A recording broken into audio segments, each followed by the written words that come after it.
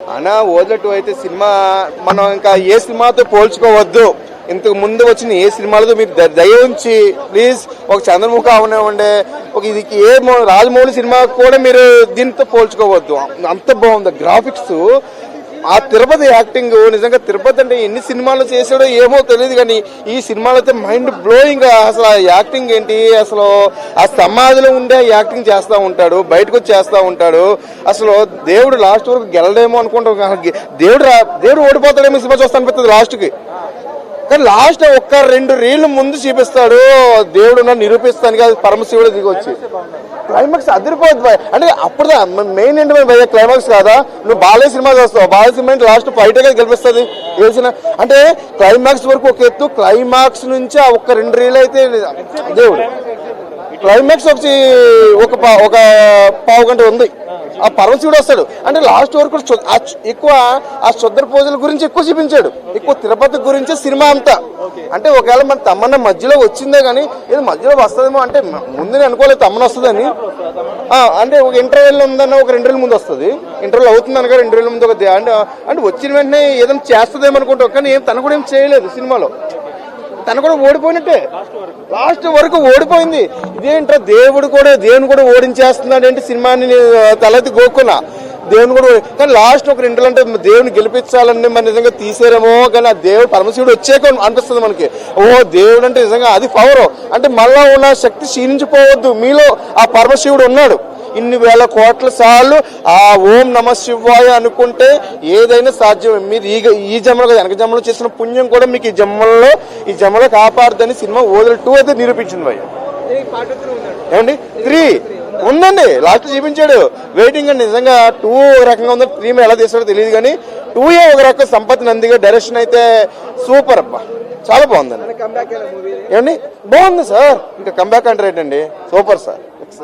Movie చాలా బాగుందన్న, నిజంగా చాలా డిఫరెంట్ గా ఉంది. అంటే ఓదల మూవీ చూసినప్పుడు నేను ఏమనుకున్నా అంటే మూవీ మామూలుగా ఇలాగనే ఉంటుంది కదా, ఓదల్ 2 అంత మించి ఉంటుంది, మామూలుగా ఏముంటుందా అనుకున్నా, కానీ నెక్స్ట్ లెవెల్ భయ్యా. ఎవ్వరు ఎక్స్పెక్ట్ చేయరు. ఆ సినిమా చూసినంతసేపు కూడా స్టార్టింగ్ నుంచి ఎండింగ్ వరకు మాత్రం క్రేజీగా అనిపించింది. అసలు ఫస్ట్ హాఫ్ కోసం మాత్రం తమన్నా ఇంటర్వెల్ బిఫోర్ ఒక 10 minutes ముందు వస్తుంది. ఆ ఇంట్రడక్షన్ కానీ అలాగే మన తిరుపతి గారి యాక్టింగ్ మాత్రం వేరే లెవెల్ భయ్యా. నిజంగా థ్రిల్లింగ్ కాదు భయ్యా, నిజంగా ఫస్ట్ హాఫ్ చూస్తే అరాచకం భయ్యా. నేను అనుకున్నా ఏంటబ్బా అసలు ఏం చేస్తుండు, ఏం జరుగుతున్న అంటే ఒక డిస్టర్బ్ అయిపోయిన మైండ్ కూడా. నిజంగా ఆ సినిమా చూస్తుంటే స్టార్టింగ్ నుంచి నాకు ఇంటర్వెల్ అసలు క్లైమాక్స్ లెక్క చూపించారు భయ్య, ఇంటర్వెల్ క్లైమాక్స్ లెక్క ఉంది. అలాగే నిజంగా తమన్నా గారి క్యారెక్టర్ వైజ్ గా వస్తే మాత్రం నెక్స్ట్ లెవెల్ భయ్య. అంటే తమన్నాను చూస్తే చాలా మంది ఒక గ్లామర్ రోల్ గా గ్లామర్ గా మాత్రమే చూసారు, కానీ నిజంగా అశోక్ గారు డైరెక్టర్ ఇరగా తీసావు మామూలు తమ్మన్న గారిని అసలు గ్లామర్ అనే పదం పక్కన పెట్టి ఒక ఆర్టిస్ట్ గా ఒక అద్భుతమైన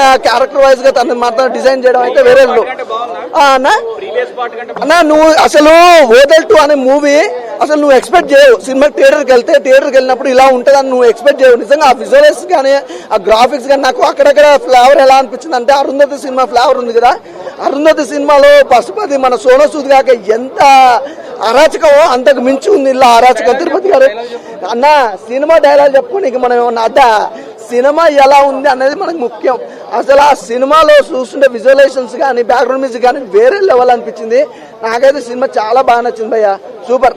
కానీ నాకైతే థియేటర్లో కొన్ని సీన్స్ అయితే మాత్రం థియేటర్లో బీజిఎం చూస్తుంటే మాత్రం అబ్బా మామూలుగా అనిపించలేదు. సినిమా ఓవరాల్ గా అయితే మాత్రం ఒక్క ముక్కలో చెప్పాలంటే మాత్రం సావన సినిమా మాత్రం మామూలుగా లేదు. అసలు తమ్మన్న ఒక అఘోరి క్యారెక్టర్ లో ఎంత పర్ఫెక్ట్ గా చేసిందంటే ఒక బ్యూటిఫుల్ క్వీన్, అలాంటిది ఇక్కడ అఘోరిగా అసలు జనాలు మెప్పించగలుగుతుందా లేదా అనుకున్నాను, కానీ కూర్చోబెట్టింది అన్న థియేటర్లో మామూలుగా లేదు. చాలా పర్ఫెక్ట్ గా యాక్ట్ అయింది ఆమె. ఈ క్యారెక్టర్ ఆమె అయితేనే పర్ఫెక్ట్ అనిపించే రేంజ్ లో ఆమె యాక్టింగ్ చేసింది. సినిమాకి బెస్ట్ యాక్టర్ అవార్డు ఆమె ఖచ్చితంగా కావాలి సినిమాకి, అంత బాగుంది.